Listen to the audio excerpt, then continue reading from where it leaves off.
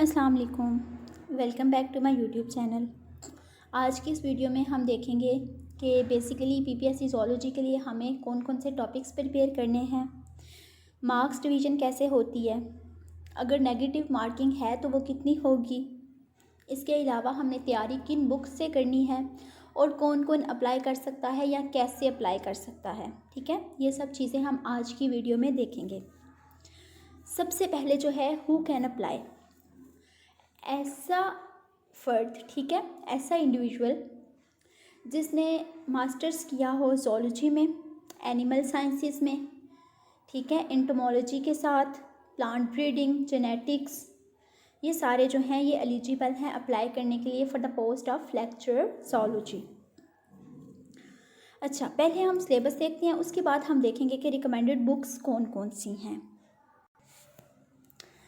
Syllabus की अगर हम बात करें तो 80% जो है वो सब्जेक्ट रिलेटेड है, यानी 80% जो है वो आपके ज़ूलॉजी के टॉपिक्स में से ही एमसीक्यूज़ आएंगे, जबकि जो 20% है वो जनरल नॉलेज का पेपर होगा, जिसमें करंट अफेयर्स हो सकते हैं, जिसमें कंप्यूटर नॉलेज हो सकती है, जिसमें 1 या 2 उर्दू का क्वेश्चन हो सकता है, जिसमें 1 या 2 मैथ्स के क्वेश्चन हो सकते हैं। ठीक है, ये सारे मिलके जनरल नॉलेज पोर्शन बनाएंगे और टेस्ट का टोटल टाइम होगा 90 मिनट्स। अच्छा, मार्क्स हर क्वेश्चन का 1 होगा, यानी 100 एमसीक्यूज़ होंगे तो ऑटोमेटिकली पेपर कितने मार्क्स का हुआ, 100 मार्क्स का। नेगेटिव मार्किंग जो है वो 0.25 की, ये प्रीवियस है, पहले यहाँ पे 0.5 की मार्किंग होती थी नेगेटिव मार्किंग, लेकिन अब 0.25 की नेगेटिव मार्किंग होती है, यानी अगर आपका एक क्वेश्चन गलत है तो आपके 1.25 मार्क्स डिडक्ट होंगे।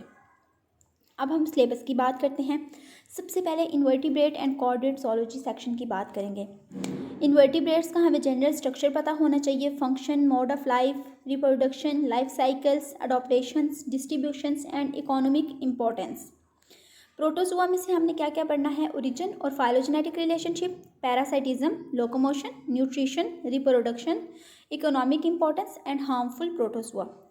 पोरीफेरा में से हमने देखना है multi cellular and tissue level of organisation, origin and evolutionary perspective, evolution of canal system, skeleton and reproductive system in Porifera.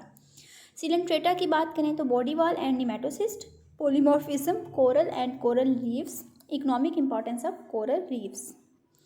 प्लेटीहेलमिन्थस की अगर हम बात करते हैं तो इसमें हम देखेंगे triploblastic acoelomate body plan, evolutionary perspective, parasitic adaptation, life cycle of fasciola hepatica. इसके साथ साथ हम बाकी जो पैरासाइट्स हैं उनका लाइफ साइकिल भी देखेंगे।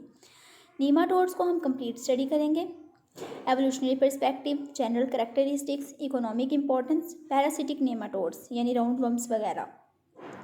एनालिडा की बात करें तो metameric body form, evolutionary relationship, metamerism and tagmatization, phylogenetic concentration. Mollusca में origin of coelom, diversity in gastropods, bivalve and cephalopods, torsion, shell in mollusca, modification of food. Arthropods में evolutionary perspective, metamorphosis, ecdysis, appendages, feeding, respiration, social insects, economic importance, larva. Echinodermata में skeleton, वाटरवेस्कुलर system, larval forms and phylogenetic concentration. Chordate की बात करें तो इसमें हमारे पास fishes से लेकर मैमल्स तक हम सबको स्टडी करेंगे। ठीक है, एम्फीबियन का हम ट्रेस्टिल देखेंगे कि ये फर्स्ट ट्रेस्टिल वर्टिब्रेट्स हैं, इनके करैक्टर्स क्या क्या हैं, इनका एवोल्यूशनरी पर्सपेक्टिव क्या है, excretion, osmoregulation, reproduction and development.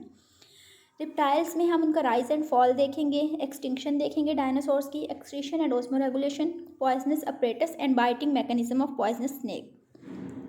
Birds की बात करें तो फेदर्स हैं, लाइफ फ्लाइट है, एंडोथर्मी है, फाइलोजेनेटिक रिलेशनशिप है, एवोल्यूशन ऑफ फ्लाइट है, aerial adaptation and bird migration. इनमें से मोस्टली टॉपिक्स आपको मेरे चैनल पे मिल जाएंगे।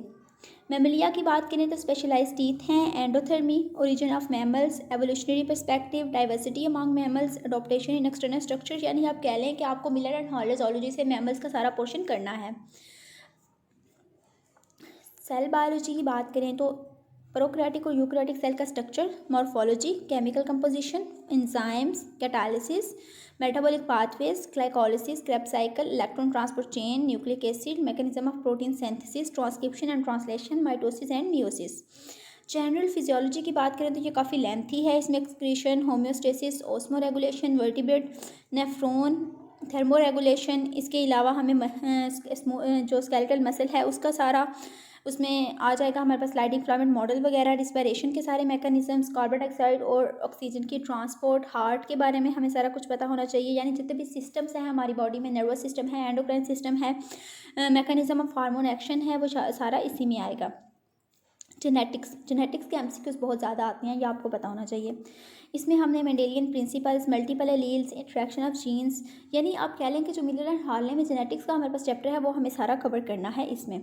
और कुछ टॉपिक्स हम एफएससी बायोलॉजी से भी प्रिपेयर करेंगे यहाँ पे। एवोल्यूशन की बात करें तो theory of origin of life, biochemical origin of life, Lamarckism, Darwinism, new Darwinism, Hardy Weinberg theorem, mutation pressure, selection pressure, genetic drift, species concept, modern concept of natural selection, adaptive radiation. Ecology में हम biogeochemical cycles, animal adaptations, energy flow, food chain, food web, productivity of ecosystem, environmental pollution, water pollution and लेमो और soil pollution हम ये देखेंगे। ये हमारे सीधा टॉपिक्स हैं जिनको हमने देखने। इसके अलावा हम मिलर एंड हार्ले ज़ूलॉजी को थॉरोली स्टडी करेंगे। अब रिकमेंडेड बुक्स की अगर हम बात करें तो हमने जो बुक्स इसके लिए पढ़नी है वो फर्स्ट वन है मिलर एंड हार्ले ज़ूलॉजी, ठीक है, और सेकंड वन हम इकोलॉजी के कुछ टॉपिक्स देखेंगे, ecology by Sabar Ali, and third one Hickman animal diversity 14th edition. ठीक है, तो ये हमारा आज का टॉपिक था। इंशाल्लाह जो बॉटनी की वीडियो है वो भी जल्द अपलोड की जाएगी।